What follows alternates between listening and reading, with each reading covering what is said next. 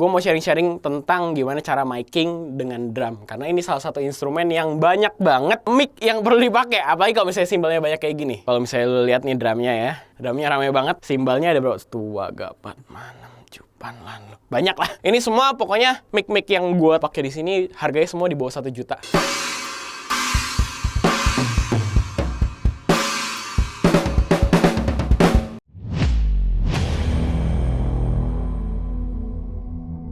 Halo semua, balik lagi sama gue Theo di sini, dan kali ini gue mau sharing-sharing sedikit tentang recording pakai drum ya. Sebenarnya gue lagi main di studio teman gue, Daniel namanya. Kalau misalnya lu lihat nih drumnya ya, drumnya rame banget. Simbalnya ada berapa? 2, 3, 4, 5, 6, 7, 8, banyak lah. Tapi kali ini gue mau sharing-sharing tentang gimana cara miking dengan drum. Karena ini salah satu instrumen yang banyak banget mic yang perlu dipakai. Apalagi kalau misalnya simbalnya banyak kayak gini. Terus gimana caranya gue ngatasin hal itu? Apalagi kali ini gue ngerekam pakai Porta Capture X8. Dia itu portable 4 channel untuk XLR. Kali ini gue banyak bawa barang. Ada yang dari Acon, ada yang dari Tascam, dan kita akan coba fungsiin semuanya gimana hasilnya. Oke? Pertama, yang pastinya krusial banget buat drum itu salah satunya tuh kick drum. Kali ini karena gua nggak bawa Beyerdynamic, karena biasanya mic Beyerdynamic tuh lebih asik lagi untuk miking drum ya.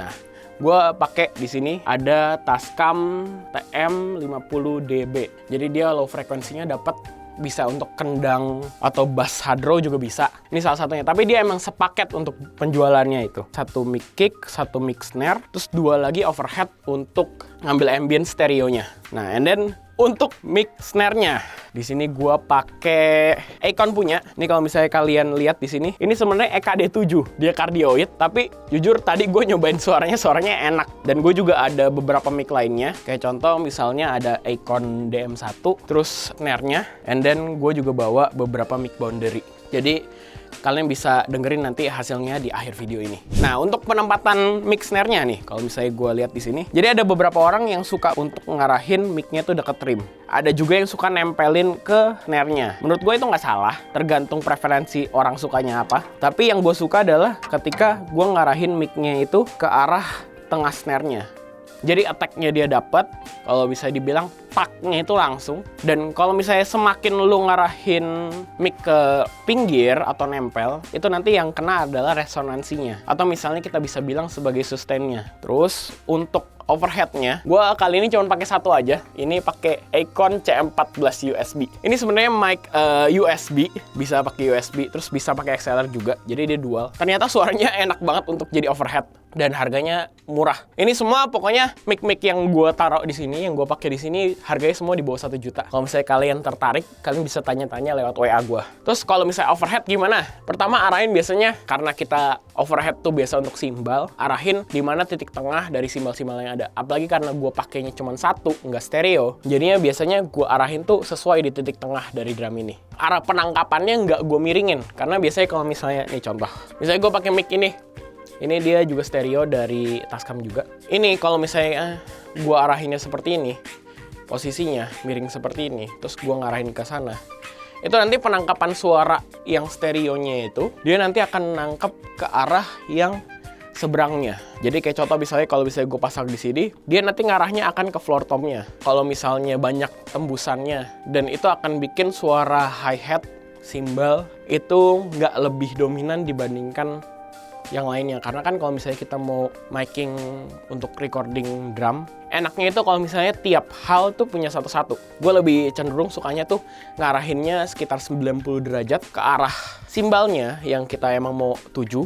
Nanti hasil suaranya akan lebih banyak ke simbalnya. Jadi akan nangkep overall dari simbalnya. Nah, kalau misalnya untuk penggunaan stereo view ya, kalau misalnya kita pakai mic misalnya kayak gini, itu mic-nya 1 situ. Cara ngukurnya adalah gimana supaya dapetin delay yang sama untuk stereonya. Caranya sih biasanya kita pakai kabel ya. Kabel, pokoknya panjang dari snare ke mic itu harus sesuai dengan yang satunya. Jadi ya posisinya itu bisa lebih pendek, bisa lebih panjang. Nah, itu tinggal disesuaikan aja sesuai dengan drum kit kalian. Nah, sedikit sharing guys. Gue pasti posisiin kalau misalnya untuk mic snare atau tom, kan kita kan biasa pakai yang cardioid kan kayak gini. Nah, usahain tuh kalau bisa membelakangi hi-hat kayak gini ataupun ngebelakangin scratch, karena kan bentuk polar pattern cardioid kan begini nih. Nah, kalau misalnya dia nggak sesuai dengan off axis-nya atau misalnya miring sedikit, nanti bocoran dari hi-hat atau crash-nya itu akan banyak. Jadi gue kalau misalnya ini, gue bisa ya gue off axis-nya kan di belakang sini. Gue arahin baru ke snare. Nah, ngarahinnya ke tengah kayak gini. Nah, kalau untuk kick, kalau misalnya dia tipe kick yang bukan boundary seperti ini, nggak masuk, gue sukanya tuh nggak di lubangnya. Pertama, karena kalau misalnya di dalam lubangnya itu lebih banyak angin yang keluar masuk ke mic, jadi ya mic lebih gampang rusak bagian membrannya. Kedua, dia juga suaranya akan lebih pup. Jadi gue lebih suka untuk ngarahinnya ke bitter, ke headnya langsung, tapi dikasih jarak supaya nggak kena langsung ke headnya. Jadi suaranya nanti akan lebih, resonannya tuh lebih dikit, tapi punch-nya dapat. Kalau misalnya untuk boundary biasanya tergantung situasi, mau masuknya jauh ke dalam atau mungkin mau deket bitter. Itu sesuaiin aja dengan suara yang kalian pengen dapetin. Kalau misalnya untuk tom, kayak floor tom begini atau mungkin tom atas, gue biasa posisiin mic-nya itu lebih suka deket ke bagian rim, karena nanti dia suaranya sustain-nya lebih dapat, tungnya itu lebih lama. Dan kalau misalnya kalian lebih suka yang suara tungnya itu, attack-nya itu kalian bisa arahin ke arah tengah. Jadi suaranya itu lebih tung, kalau misalnya dapet tungnya itu dengan ngikutin ke resonannya. Paling sih gitu sih beberapa sharing tentang miking drum kali ini, dan kita akan cobain hasil suara dari beberapa mic ini. Gue ada banyak mic, ada tadi gue sebutkan. Nah, kita akan cobain dengerin hasilnya. Nanti teman gue Daniel bakal mainin dan kalian dengerin sendiri ya gimana hasilnya. Oke.